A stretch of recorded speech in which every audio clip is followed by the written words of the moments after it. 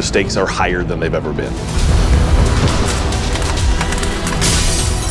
Have we been built to defend the Traveler? Have we been built to defend humanity? The Witness is going to bring all of that to the test. What is that?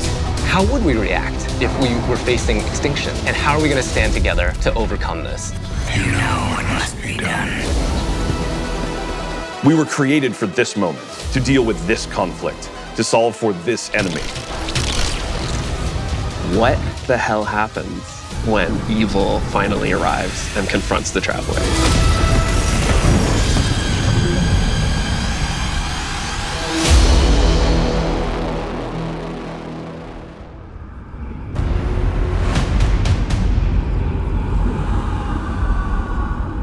The Traveler is threatened. The Witness is here. Callus's forces are here as well. The Pyramid fleet is here. Big shit is going down. Lightfall should feel like you have stepped into the middle of an active war. One of the values that we really wanted to push was making sure that you felt like the tip of the spear. You were the one who was initiating the action. You were the one who was taking control. You were the one who was attacking things. What this tone gave us the chance to do was to really surface the friendship, the camaraderie, the connections that we have to each other. Kaido, we'll need your troops. If the end of the universe is coming, what do we have left other than each other? Keep the enemy away from the Traveler at all cost. There's a pretty big, serious threat that is happening to the solar system, so we really wanted to bring that gravity and that weight into the story. In a major way, what we're doing right now is we're both setting up the finale for the Light and Darkness saga. We're pulling the Witness into the frame for the first time. The big question has been, what does it want with the Traveler? What will happen when it finds it? And in Lightfall, it does find it. I feel like the Witness is so drastically different from any other antagonist that we've had in Destiny in the past. You know, a lot of our Destiny antagonists are like kind of over the top and theatrical in their own way. And then we have the Witness, who's just so reserved. It's all about control with the Witness. The Witness is here to finish what the collapse started. Now, there's Callus, always been power hungry, in it for himself. He's now signed on as one of the Witness's disciples. We're seeing Callus go through a transformation and emerge as something new. My semblance matches my inner beauty. The odds are stacked against you. The Witness has arrived. We got Callus. Everything's under attack. How do we deal with this? And then you find this thread. We knew we wanted to do another darkness power in Destiny. Are we gonna do what everyone thinks we're gonna do? Are we gonna make like poison? No. We're gonna do something that you'd only find in Destiny. We're gonna go talk about this thing called Strand, and it's the web of life. What does it mean to have a cosmic web that's connecting everything around you? How do you actually make that like an ability? How do you make that like a power? It's something that doesn't actually exist. You can't just point to fire, electricity, or ice. Coming up with the idea of the strings, the strands lighting up the world, I think that was when everything kind of started to come together. Strand is unlike any of the powers that we've gotten before. We didn't get it from the Traveler, we didn't get it from the Pyramids. It is a power that we find is unlocked within us as Guardians. When you pull on that thread and you start manipulating that web, ooh, you can do some really powerful things. We have some exciting player class fantasies coming up with Strand that we're introducing. So we have the Hunter Threadrunner, which is going to introduce this threaded spike. The Hunter Super Silk Strike, it's this kind of rope dart. You're constantly moving, constantly attacking. It feels fluid. It has an amazing style to it. It's just something we've never seen in Destiny before. And then there's the Titan Berserker, and the name is pretty fitting. The Titan Super is Blade Fury, where you weave these giant blades onto your hands. You have a melee attack that you can kind of combo indefinitely, and then you have your heavy attack, which sends out these suspending waves. And then there's the Warlock Broodweaver, the mastermind of the minions that we call the Threadlings. The Warlock, Broodweaver, super is Needle Storm. You create 3 sources of power, and then those then get launched out, and then those fly through the air. When they hit an enemy, they'll explode. When they hit the ground, they will then charge up and then turn into threadlings.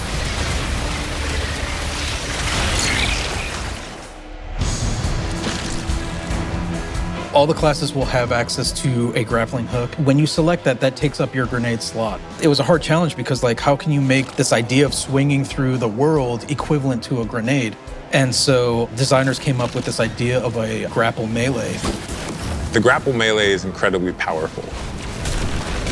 I grapple onto an enemy, which stuns them for a second. And then when I get there, I grapple punch, blow them all up, and start shooting, and then the unravel projectiles are flying all over the place. All that stuff coming together was magic for me. Oh my God, that's Destiny?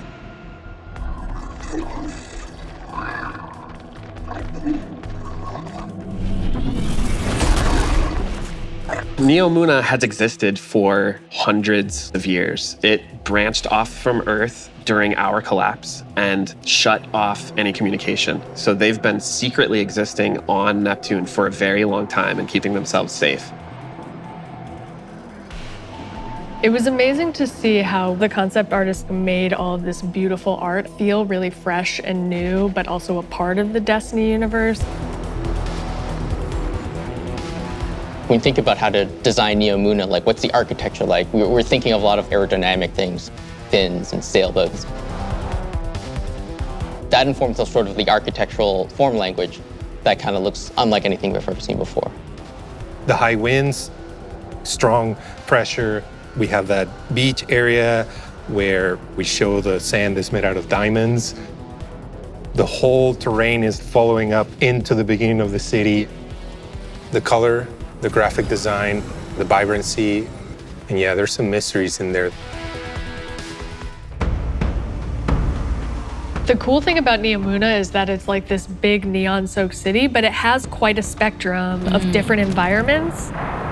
I think my favorite absolutely is the Thrillodrome. It is an arcade lost sector, and I think we can relate to spending our days in a sticky arcade playing games with our buddies.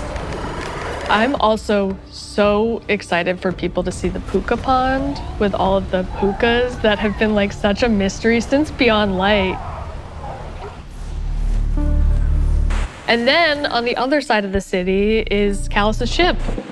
The Typhon Imperator has landed square in Ahimsa Park.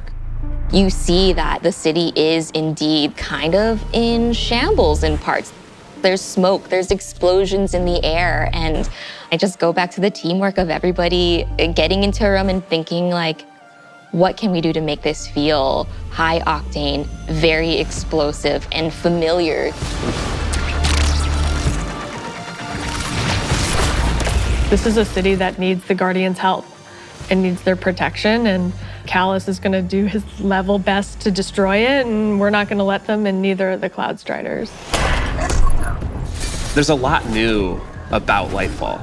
We have this new location, and it has these new personalities that come along with it. They're defenders of this city, and they have new perspectives that we really haven't seen in characters in Destiny, and that's taking the form of the Cloud Striders, Nimbus and Rohan.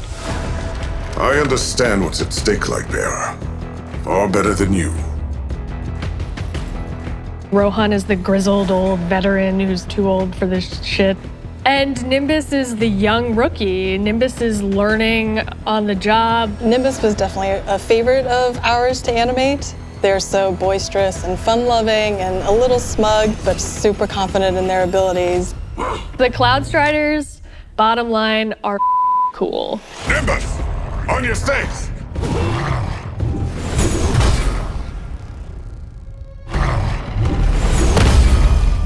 We want the Tormentors to be the most scary unit that you've ever fought in the Destiny universe. Holy crap, this combatant is very powerful. It means business. It's incredibly intimidating. This thing wields a massive scythe, has command over all this void energy. The Tormentor can like grab you, and that's something we'd never really done before with the boss. Throws out the scythe, has the player in his hands. And in those moments for Dark Harvest, we actually do things with audio to make it feel even more intimate, where we duck out all the background sound. So you really have this intimate moment with this terrifying creature grabbing you.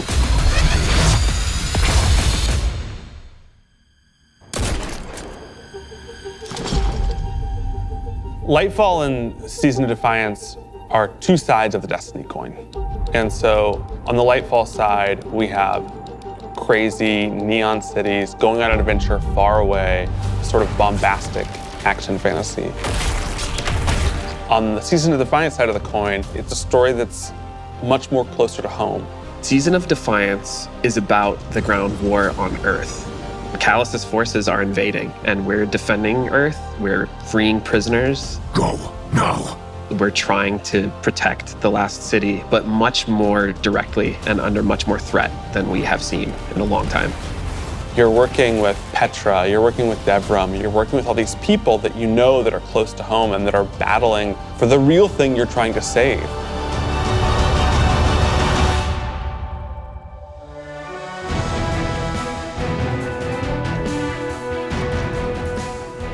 We have a lot of weapons and armor for players to earn, and I'm super excited to see what you've been working on. We have a couple of Strand exotics. The Warlocks are getting what's called Swarmers. They're these boots that will, on Tangled Destruction, create new threadlings at that location. Now they can either shoot it, or they can pick up a tangle and throw a tangle, and then that will also create threadlings.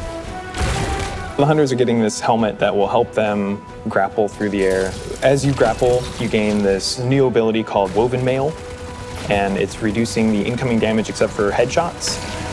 The Titans get boots that will augment an aspect that they have. The aspect itself will just send out a wave that will suspend enemies in front of their barricade after casting it, but the boots will split it up into 3 waves. Whenever they spend an enemy with these boots on, they also gain Woven Mail. So pushing the front line further and further by being tanky. I have been caught by those boots a couple times in our playtest. We have this incredibly cool heavy metal machine gun that fires according to its own rhythm, where it gets alternate effects every 4th bullet, and then every 16th bullet, it gets even more added to it. We have this pistol that will use advanced technology to find your enemies. And so suddenly you're not worrying about aiming, you're really worrying about surviving during the lock-on time. And it opens you up to consider your movement more than your aiming. Being able to lock on to multiple guys in your field of vision and then just obliterate all of them was, I think, a moment where I kind of went, whoa.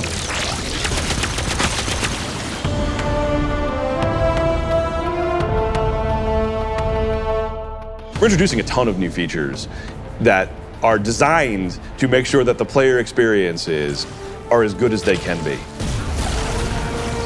I think one of the things we're most excited about are loadouts and what we're calling build crafting 2.0, which is the system of both, hey, let's make it more understandable to how you make a build, and then let's allow you to save that build and quickly swap between them. When we started the process of figuring out how we are going to improve build crafting, one of the things that we knew we needed to do was make it easier to go from, I have never done any build crafting, to I'm really engaged in this system. When we engaged with the UI team and we said, we need to improve this experience, they came back with, well, what if we did a build management screen and let you see your whole build on one screen? It's all in one place. You can see it, you can read it, you can learn. And that coupled with our Guardian ranks, that's gonna come in and basically be our first ever companion to every single player. Guardian ranks is our answer to what should I be doing in Destiny if I want to get better? You have this track that tells you what you should be doing. We're really excited for players to start diving into that system along with accommodations, a way to finally say thank you to players that you've been playing with. We think all of this stuff is coming together to bring this more cohesive relationship between our players. When we think about the future of Destiny, we think there's so much more to discover. We're just on the coast right now. We want to get into the heart of this continent. We are walking to our 10-year anniversary of Destiny, and Destiny being such a core part of our players' lives. We just want to keep building Destiny. We've been talking about this antagonist to the Traveler for so long. In Lightfall, we get to spend time with the Witness in a way that we haven't yet. We're paying off storylines that have been coming together and been building for years. More questions will certainly arise. We have this finale with the final shape that's coming right after Lightfall, where we're closing down the Light and Darkness saga. But Destiny is far from over. This universe is about more than the conflict between the Traveler and the Pyramids, and we want to show you new ways to explore it. We want to show you new things to discover in the universe because we think that Destiny has a lot to offer, and Lightfall is the catalyst for that. It's high stakes, thrilling action, all at the same time pushing the Destiny story to places it's never been before.